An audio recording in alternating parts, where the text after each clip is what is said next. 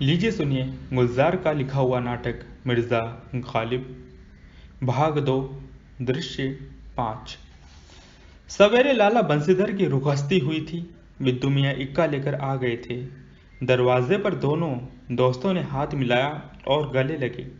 गालिब ने पुरशिकवा कहा, और यूं क्षमा ही मत आया करो लाला, आगरा है ही कितनी दूर। मैं तो हर मौसम के साथ चलाता हूँ भाई, तुम ही नहीं आते उस तरफ। अब आऊँगा, ज़रा रोज़मर्रा की जद्दोजहद से फुर्सत तो मिले तो वहाँ पहुँचूँ। यूसुफ मियाँ से मिले भी बहुत दिन हो गए। तुम्हारे रुपए तो मैं उस तक पहुँचा दूंगा असद, मगर एक बात बार बार लब पे आकर रह जाती है। क्या है कहो ना। देखो इस वक्त मेरे हालात सही हैं, कुछ रुपए रख लो। गालिब ने बंसीधर के कंधे पर हाथ रख दिया। बंसीधर ने जल्दी से कहा, लौटा देना जब होंगे। गालिब हंस पड़े, और न हुए तो यूं भी तुम्हारे हैं, मेरी जेब और ज़मीर दोनों से बोझ हट जाएगा। गालिब ने बंसीधर का कंधा थपथपाया।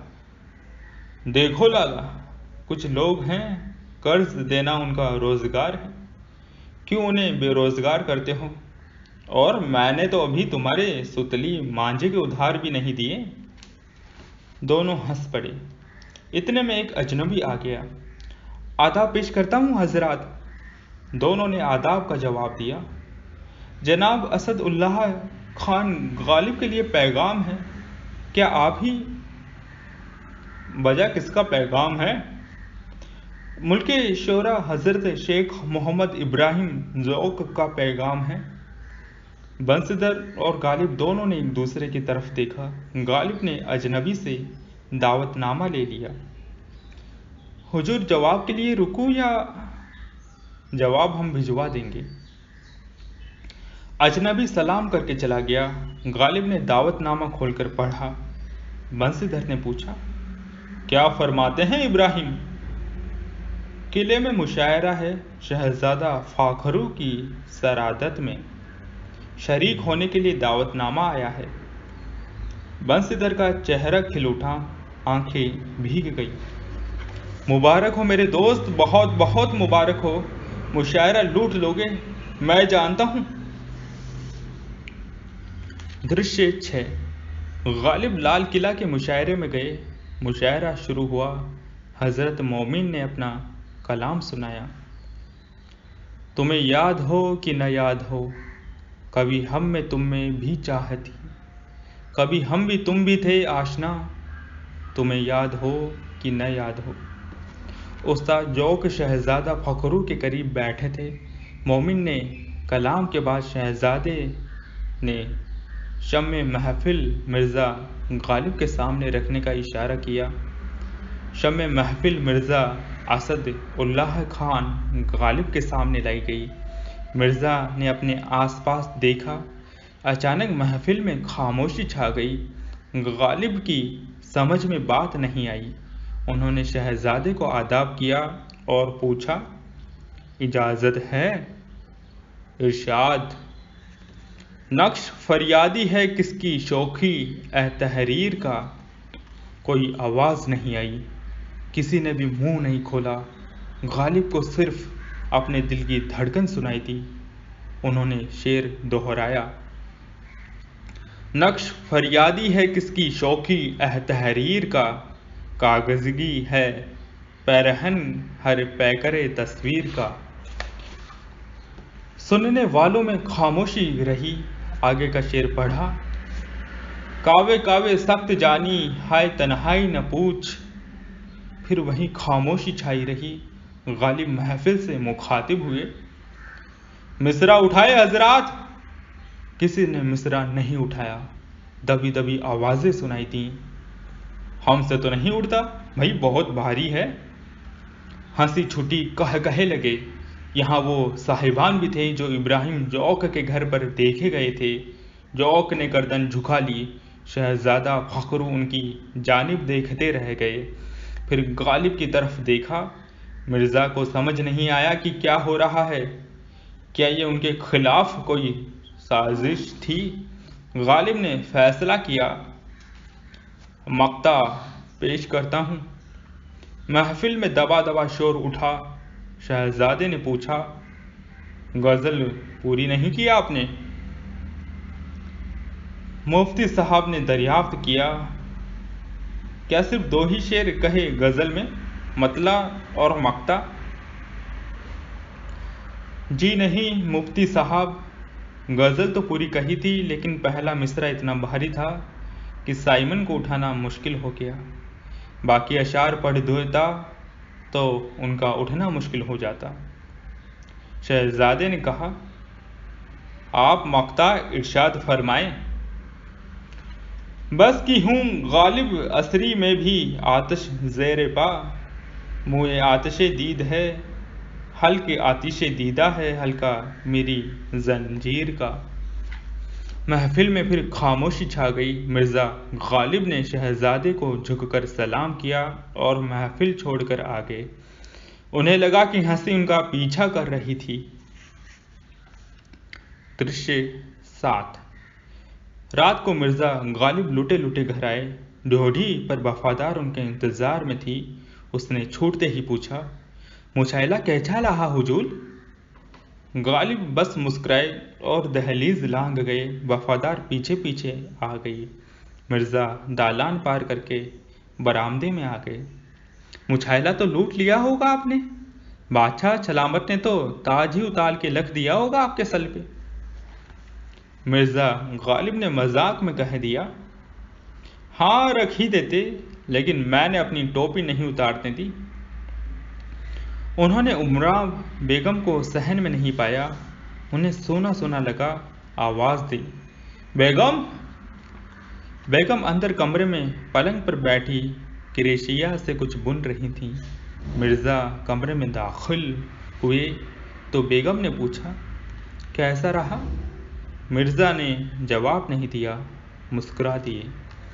बेगम ने फिर पूछा, मुशायरा कैसा रहा, बताती क्यों नहीं?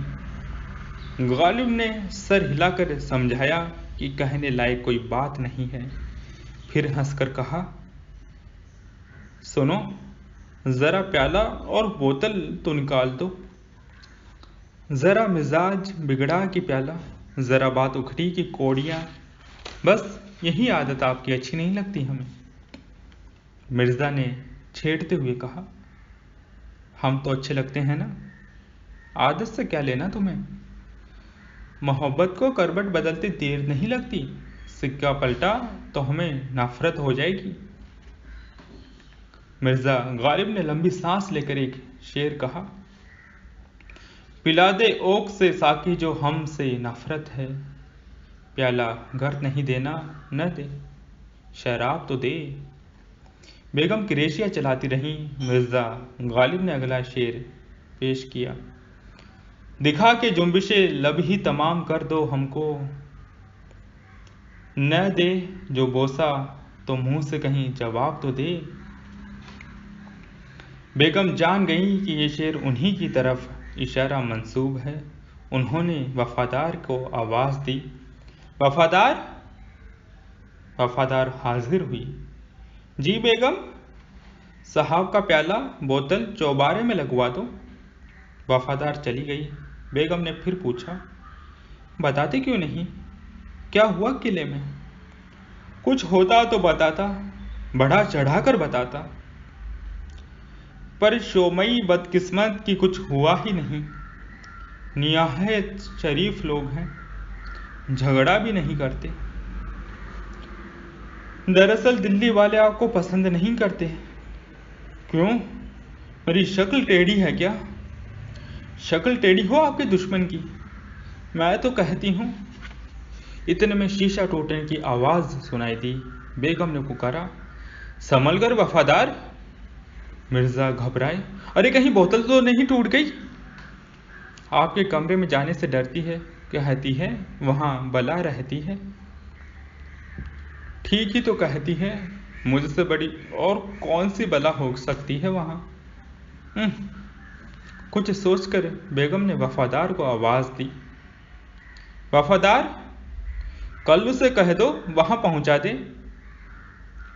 फिर मिर्जा गालिब की तरफ देखकर कहा, मैं कहती हूं आगरा लौट चलिए, दिल्ली वाले आपको यहां अपना नहीं होने देंगे।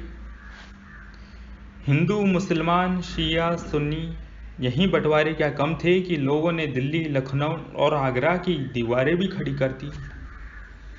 दुनिया मुझे छोटी लगती है बेगम, ये दुनिया।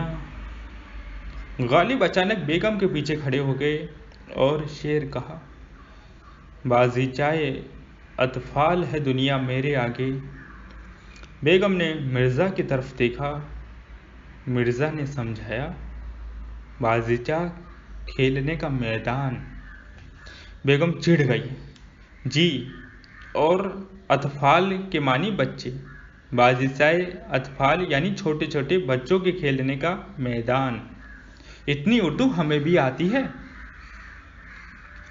मिर्ज़ा मुस्कुराए और तरन्नुम में शेर पढ़ा, बाजीचाए अतफाल है दुनिया मेरे आगे, होता है शबो रोज़ तमाशा मेरे आगे। मिर्ज़ा ने बेगम के दुपट्टे के कोने में गिरह डाल दी। एक खेल है औरंग सुलेमा मेरे नज़दीक, एक बात है एजाज़े मसीहा मेरे आगे। मिर्ज़ा ने दुपट्टे में एक और गिरह लगाई और पलंग के दूसरे पाए के पास आकर बैठ गए।